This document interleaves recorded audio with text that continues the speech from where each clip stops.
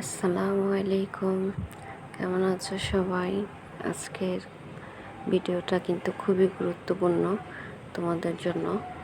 দেখো, আমি যেটা বলেছিলাম তোমাদের টিপস অ্যান্ড ট্রিক্সের জন্য, এই যে পাইপিংগুলো দিব, এগুলা কিন্তু এই যে এভাবে কোনাকুনি করে কাটতে হয়।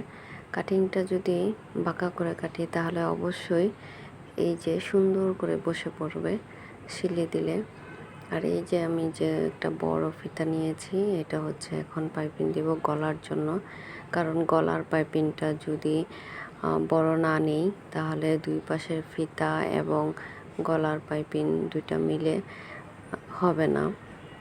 তো এখানে একটু বড় পাইপিং নিতে হবে। কিছুটা পাইপিং সেলাই করার পর তারপরে কিন্তু এই যে গলার অংশটা আমি এইভাবে ভিতরের দিকে চেপে ধরবো। তো আরও দেখতে থাকো, ভিডিওর মাঝখানে আরও টিপস আসবে। তো এভাবে যখন আমি পুরো গলাটা সেট করে নিব আস্তে আস্তে রাউন্ড করে করে, তোমাদেরকে যারা নতুন তাদেরকে কিন্তু আস্তে আস্তে এই কাজটা করতে হবে, এবং পুরাতন যারা তাদেরকেও কিন্তু এই কাজটা খুব তাড়াহুড়া করা যাবে না, তাহলে কিন্তু এটা কি হবে, নষ্ট হয়ে যাবে, ঠিক জায়গায় বসবে না, আর পেঁচে যাবে, অনেক সময় পেঁচিয়ে যায়, সুন্দর লাগে না। তো আমার এটার কাজ শেষ, ফিনিশিং হয়ে গেছে। এখন আমি কি করব দেখো, দুটা ফুল লাগাবো অবশ্যই মাথায়। এই যে দুটা মাথায় ফুল লাগাতে হবে, ফুলগুলো না দিলে কিন্তু সুন্দর লাগবে না। আর এই যে গলাটা দেখতে পাচ্ছ কত সুন্দর ফিনিশিং চলে আসছে। তো এইভাবে তোমরা করে নিতে পারো। কাপড়টা বাঁকা নিতে হবে অবশ্যই। আর এই দেখো, ফুলের জন্য কিন্তু আমি এভাবে কোনাকুনি করে কেটে নিয়েছি।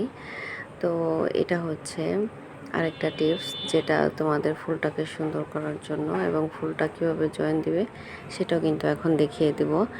এইভাবে ফিতার মাথাটাকে ভিতরে ধরে তারপরে কিন্তু এই যে দেখো এখন এভাবে সেলাই করব। তো এই যেটা খুবই সহজ, যদি তোমরা না জানো তাহলে কিন্তু অবশ্যই কাজে ভুল হবে এবং সুন্দর হবে না।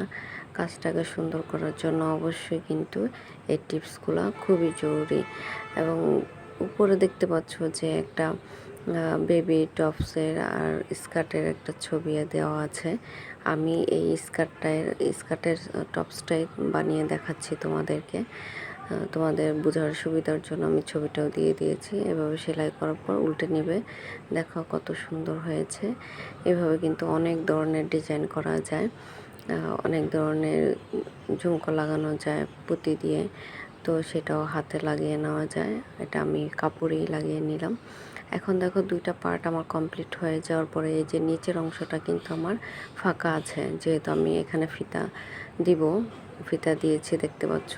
এই ফিতার জন্য গড় করে নিয়েছি এবং দুই পাশের জয়েন্ট দিয়ে নেব। এই দেখো বেল্টের কাপড়। তো এইভাবেই আমরা কমপ্লিট করে নিতে পারি একটা সুন্দর সহজ ডিজাইন। সবাইকে ধন্যবাদ, পাশে থাকবে। আল্লাহ হাফেজ।